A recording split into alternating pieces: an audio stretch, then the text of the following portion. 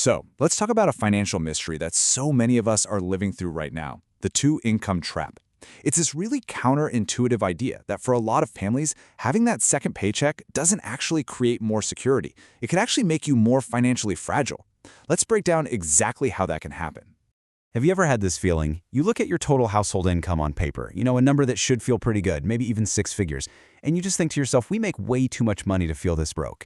If you've ever felt that way, you are not alone, and what we're about to talk about is going to make so much sense. Okay, picture this typical couple. She works in marketing, he's in IT.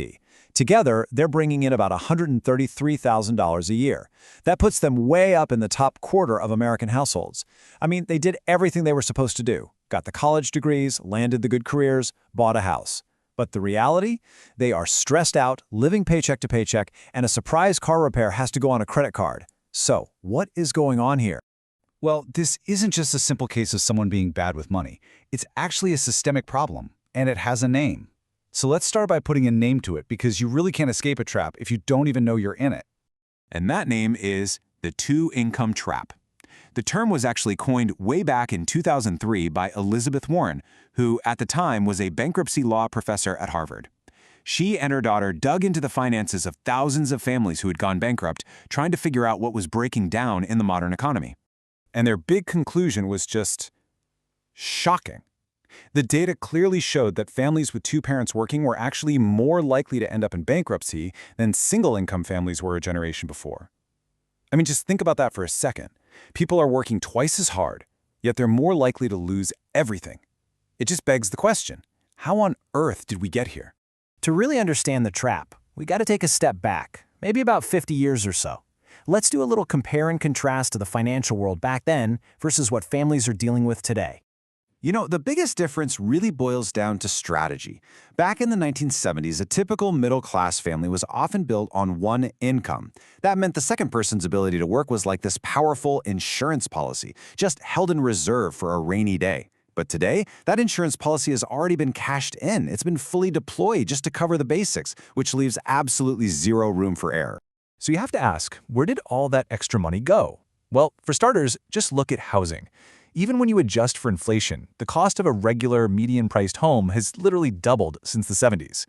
What happened was, as two-income families became the norm, they all started bidding against each other for the same houses, which just drove prices through the roof. Suddenly, having two incomes wasn't an advantage. It became the basic requirement.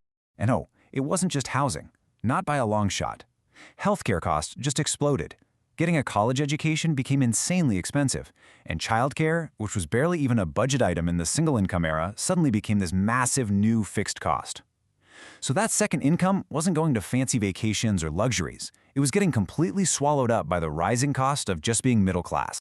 Okay, so that's the big picture. But you might be thinking, all right, but what does this actually look like with my money, my paycheck? So let's do something interesting. Let's follow the money from a second income and see just how quickly it vanishes.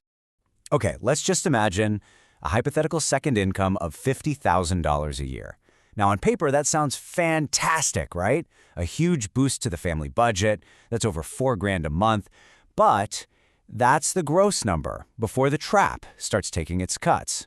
The very first cut comes from taxes. And here's the kicker. Because of our progressive tax system, that second income doesn't start at a low tax bracket. No, it gets stacked right on top of the first income, which means it gets taxed at the family's highest marginal rate. So after you factor in federal, state, and payroll taxes, you're easily looking at a 30 to 35% chunk just gone.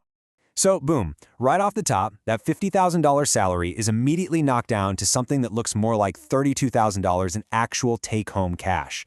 A huge piece of it vanishes before you've even paid a single bill related to having that job. And now we get to the cost that exists because of that second job. Childcare is the monster, easily costing $15,000 a year, and that's just for one kid. Then you have to add in a second commute. That's gas, car maintenance, maybe even a whole second car payment. And finally, you've got what I call the exhaustion expenses. More takeout, more prepackaged meals, because at the end of the day, who has the energy to cook? So, after all of that, what's actually left? Well, it's pretty shocking. Out of that initial $50,000 salary, the real net financial gain for the household can realistically be as low as $2,000 for the entire year. Let's just reframe that for a second. A person is working a full-time job, sitting in traffic, being away from their family, all for a net gain of about $1 an hour. And the real psychological danger here is that the family is making big life decisions based on that big, flashy $50,000 number, not this tiny net reality. And that leads us to the true danger of the trap. It isn't just about the math being disappointing. It's about what you lose in the process. It's about losing your financial flexibility. This right here is the moment the trap snaps shut.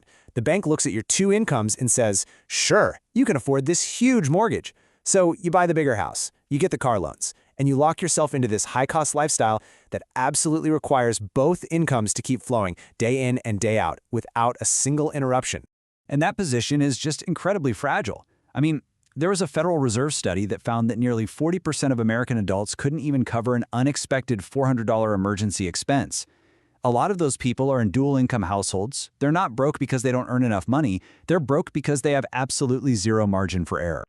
Okay, so is it all doom and gloom? Is there a way out of this? Yes, there absolutely is. But it requires a pretty fundamental shift in how you think about your money. You have to move from this two-income trap to what we can call a one-income foundation. Here is the core strategy, the big mindset shift. Instead of treating both of your incomes as permanent and building your entire life around that combined number, you do the exact opposite. You start viewing that second income as a temporary bonus. It's an accelerant, not part of the foundation. So here's the escape plan. It's 4 basic steps. First, you add up all your core, non-negotiable fixed costs. Mortgage, utilities, food. Second, you work to engineer your finances so that just one of your incomes can cover all of those things. It might be tight, but it's possible. Third, that means the entire second income is now totally free to be aggressively saved and invested. And that is what leads to the final step, buying back the financial flexibility and all the options that the trap stole from you. Because really, at the end of the day, that's the actual goal. The families who are truly thriving financially aren't always the ones with the highest combined salary on paper. No, they're the ones who have protected their flexibility, the ones who've resisted that urge to upgrade their lifestyle with every raise and have kept their own backup plans safely in reserve. So I'll just leave you with this one question to think about. When you look at your own financial life, are you using that second income to build genuine, resilient wealth and freedom? Or are you using it to finance the appearance of prosperity, while maybe, without even realizing it, walking deeper and deeper into the trap?